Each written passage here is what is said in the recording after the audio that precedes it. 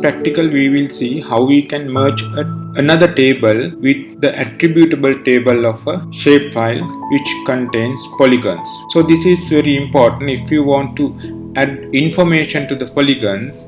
Sometimes the information would have stored or entered in some other database. So such database could be able to join with the polygons as it is necessary. First thing that we have to do is data should be stored in a way that could be linked to the attributable table of the polygons vector layer. So that means there should be a linking column that the attributable table as well as the other database we are going to merge together.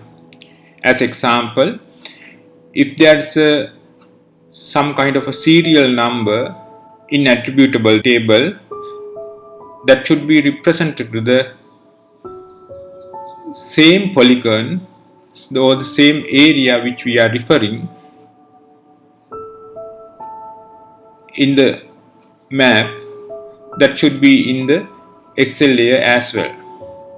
That means if we are referring the data in the Excel sheet to the polygon A, so there should be a method that the attributable table also in the polygon A have the same kind of a number. That means there should be a field that could be used for the merging purposes. Now we will do this example as we did in one of the previous sessions, that the nutrition level of Sri Lankan districts. Now here we will try to feed the nutrition level of Sri Lanka, which will be available in a set of another format, and to link to the polygons attributable table.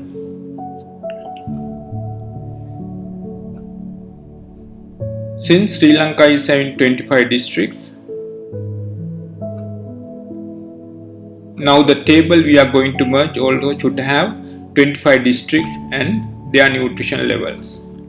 And there should be also a row which it is necessary to link, that would be available in the both attributable table as well as in the Excel or the other database. The preferred format for the QGIS software is CSV. If the data is in the Excel sheet, then it needs to save as a CSV format. Let's do the practical.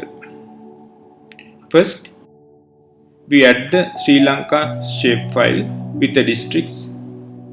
If you see the open attributable, if you see the attributable table, that we can see district name is there.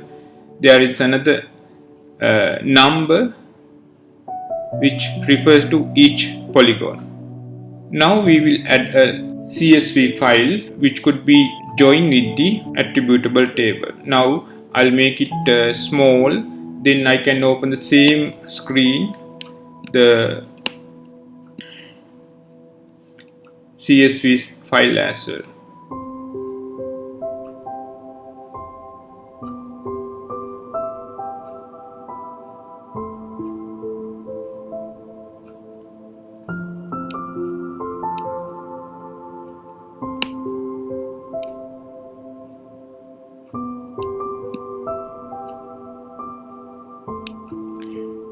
Now you could see that there are districts, district layer also here in the attributable table. Then there is a numbering which is relevant to here. We will make it kind of ascending order. So district of Ampara is number 1. Here also it is number 1. Now here we have underweight population. Here we have underweight percentage of each districts. In the previous practical we entered them manually. Now here the data which are available with the CSV format dataset, we directly going to merge without entering the data. Now only important thing is, now here also there is a one column which having the reference number. This column also have the same reference number for each districts. If you see the Ampara IZ1, again if I cross check Vaunia 25, let's say yes, Vaunia 25. Likewise, the serial numbers are similar in both databases or both attributable table as well as the CSV file. Now we have understand the data. Before you try to merge the data sets or the tables, it is necessary to open them both and get some idea whether it's going to be correct, or it is necessary to do several changes as well.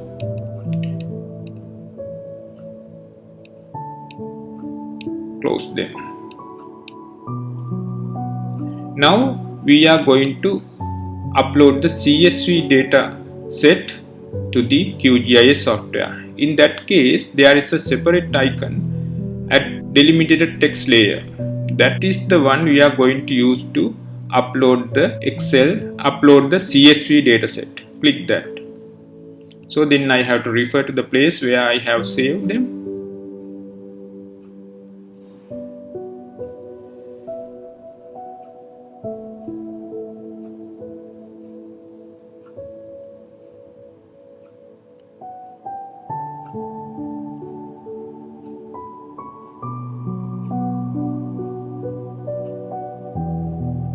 Add. So here there are features I have to mention in this data box. One is whether it's a CSV file. Yes, I have clicked. There's a radio button.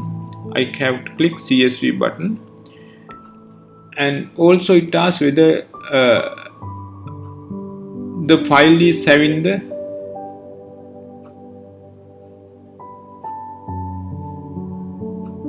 geometry. Geometry means that whether we have longitudes and latitudes. I said not geometry. The importance of here is, now we understand if the table is having geo coordinates which we have taken from a GPS separately and entered in an Excel sheet or CSV format, then we can upload those points to the relevant areas as well. So that means even we do this for the polygons, now for even without the polygons, if it is the set of points, we can upload the similar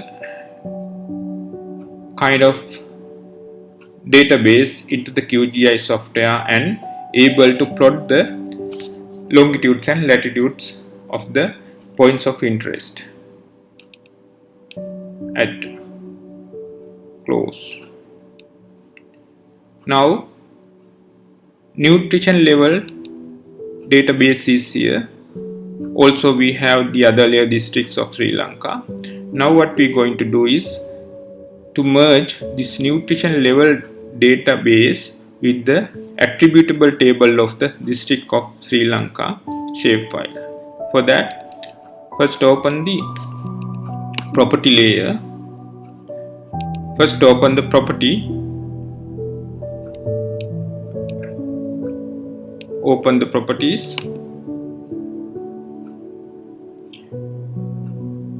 Here we have another option, joins. That is the one we are going to use to merge a database with the attributable table.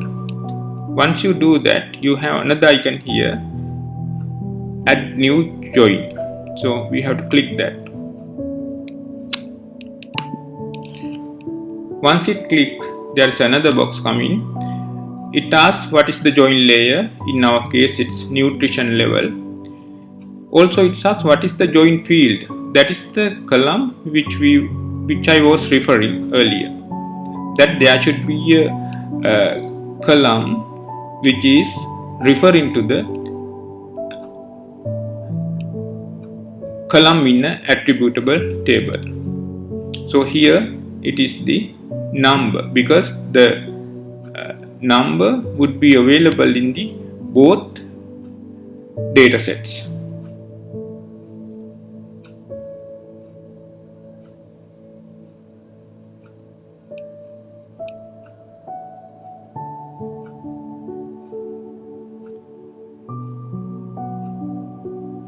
Now it asks what is the target field. Target field also number that is in the attributable table.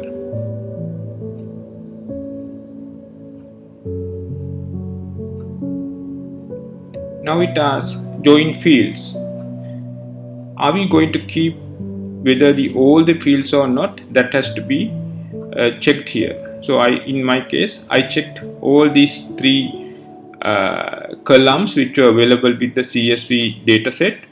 So because though the district is not necessary for us, or no number is not necessary for us, but when the attributable table having these fields also, then I am assured that the merging has happened correctly. In that case, CSV format names as well as what is in the attributable table names in the columns are similar. In that case, that has to be changed, or should have a prefix name before the name of the column, because one particular data set in a table needs to have a different column names. I said so custom field name prefix, then I know whether it is original column or something which would take from the CSV database. So I can change the field prefix name also here. I said NF, otherwise if it is too long column name. Said OK. Now say OK again here. Now the dataset should have merged to the attributable table of the District of Sri Lanka layer. So we open again the attributable table and see whether it has happened. Yes, it has happened. Now this is up to the place where the earlier we have in the attributable table. Now again we have at NF is the one we gave, NF district, NF number, NF underweight. Now we could see Ampara has joined correctly with the Ampara, Anuradhapura has joined correctly with Anuradhapura, and so on. So the percentage of underweight we entered are here. Likewise, when you are having a set of polygons, you can separately enter the data into a Excel or any other format and convert into a CSV format, and finally you can merge and develop the map. This is very important in a case of where we serially get the data from returns and records.